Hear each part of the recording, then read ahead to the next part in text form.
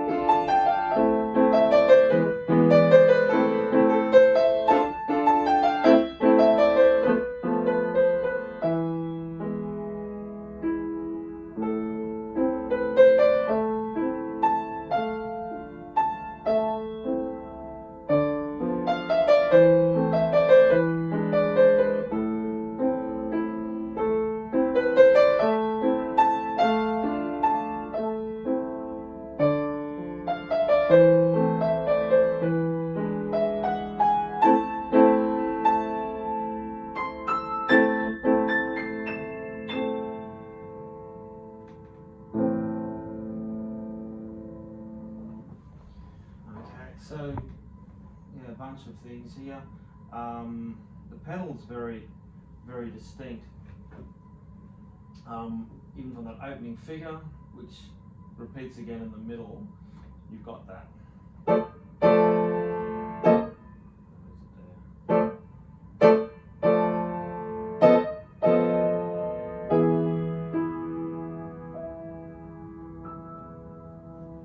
So the pedaling here is often on the second beat of the bar, which makes it's good practice for, I guess, other sort of Chopin-esque pieces you may encounter.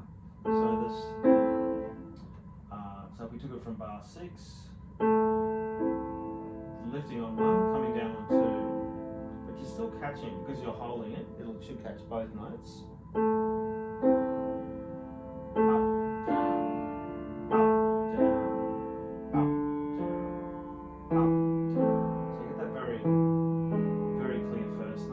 Overlapping legato pedaling there. And in fact, they've gone further where you might just have an up-down. It's a very clear lift-off. And I'm wondering whether to take that with a grain of salt here, because completely coming off makes it for very clean pedaling. But you could argue it was more meant as a more gradual up and down for that pedaling motion. And anyway, so at that beginning point, you have a very particular articulation.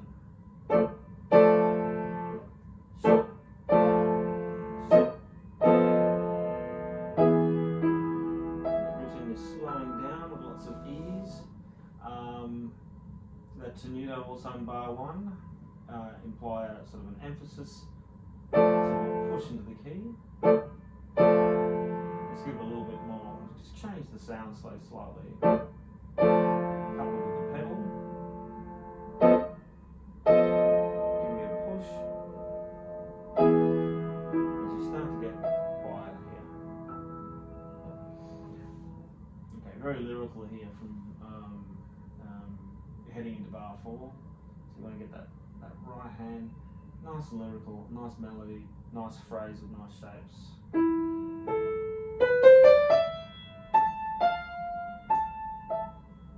A natural thing you might do in a 4-bar phrase of ever so crescendoing near the beginning and a sort of a decrescendo at the end. Also the melody's rising and falling, which is another good excuse to use crescendo at the beginning, decrescendo at the end.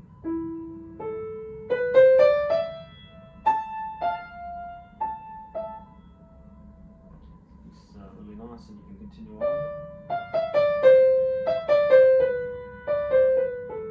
Kind of a sequence motif, and repeats it again, one note lower, and again one note lower. So that's the kind of thing you want to get. You get the feel and the mood and the right expression, the idea of the phrase and how it works.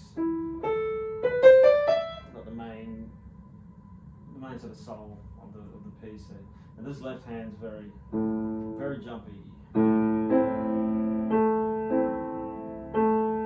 Again, practicing that pedal.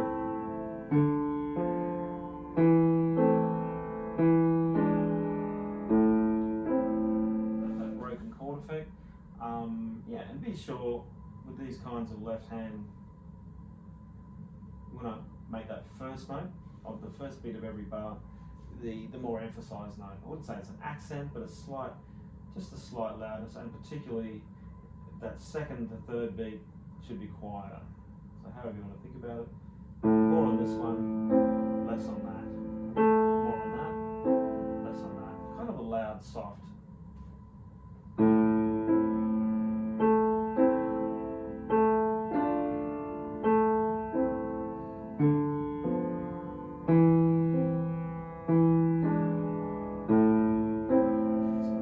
Together, it really allows that melody just right on the top, and that harmony in the middle backs off, and yet you still have that bass support. Don't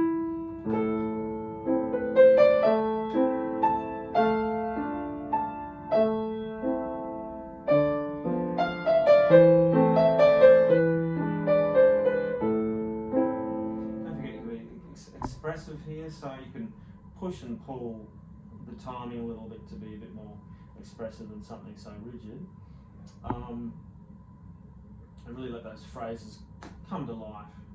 The second part going further down, so going into line 3, kind of a repeat of the first part.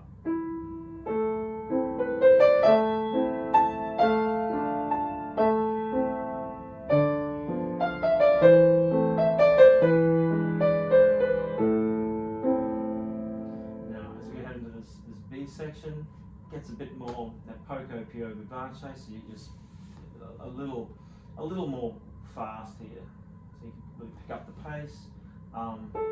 This melody a little bit different. Still quoting some elements of this first section. A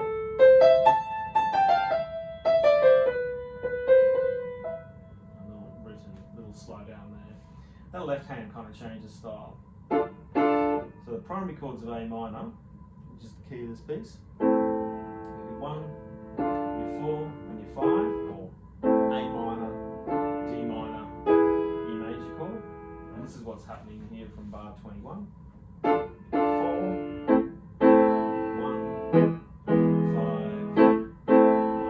1, different chord there. Just what you did in the first 2 bars, you're going to be quoting that same articulation to get that.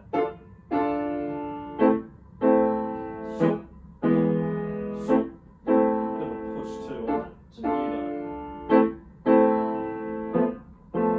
Backing off in the volume here, and the tempo. Let me get it all together. Let me play that right.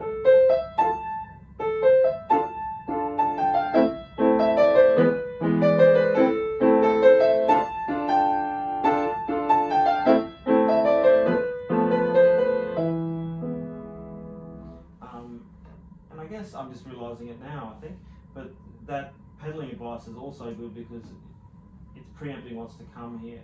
When you're lifting the pedal up, it allows that staccato to be short, whereas if you're pedaling just the change, it's not quite the same effect. It's blurring that staccato to what its potential it could be, but nice short. So you lift, so that pedaling becomes more imperative here.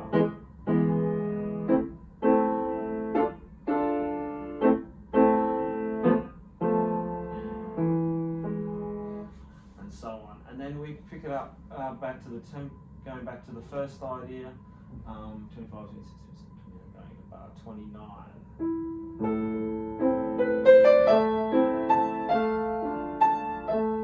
Tapering off.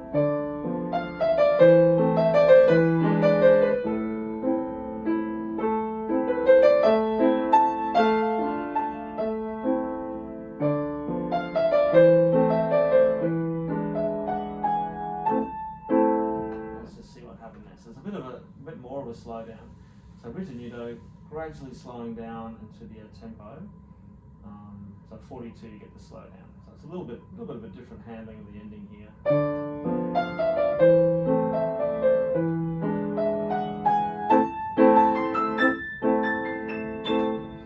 And so on. So you're get to slow down a little bit more, which makes it a little bit more dramatic, heading into 44. And there's a gradual diminuendo.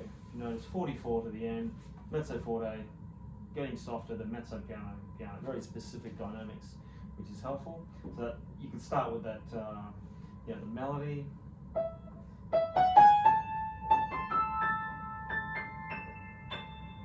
Slowing down. And that final one, getting softer and softer. And left hand should start even softer than the right, but again, that will be diminishing also.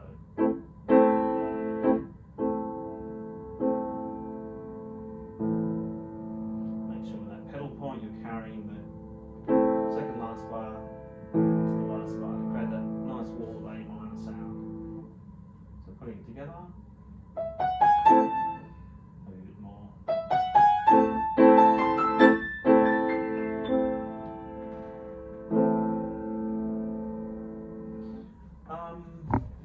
And yeah, that's probably all the stuff I would say about it. Notice, for the exam, the pedal's optional. If you can, I recommend using it. It just provides that nice glue. And just reading through the notes here, when they talk about a clear singing legato touch. So that melody should really sing, as though someone's singing that. And what have we got here? Phrases, because they're very specific on the dynamics they want. This is good training for other pieces you may be doing, the Romantic era, where you want to, when you want to rise and fall within a phrase, that typical crescendo at the beginning, decrescendo at the end, but it's a very subtle thing. So this is good training for that, for future music you might play. And so each phrase will have its own natural point of tonal emphasis around which everything else will revolve.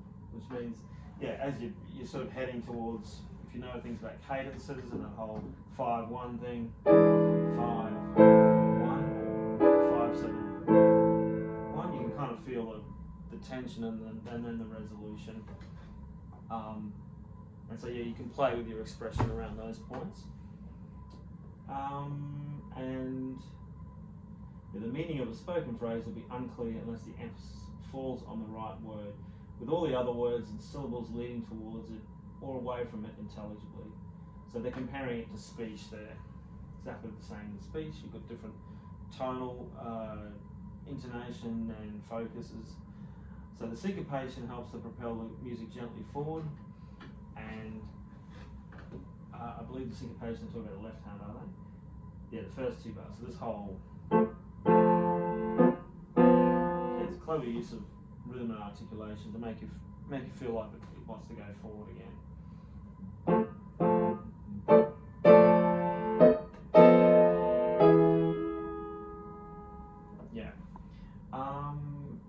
And the left hand also provides the foundation for the harmony and the overall sonority. The bass notes carry a slight emphasis and must be sustained for their full value. Yeah, that's a good point. As spoken about before. And the use of sustaining pedal will create lovely colour and resonance. Yeah. The piece can be played without it as long as the minimums of the left hand are properly held. So anyway, there is a Mazurka for Chopin for you by Catherine Rowland.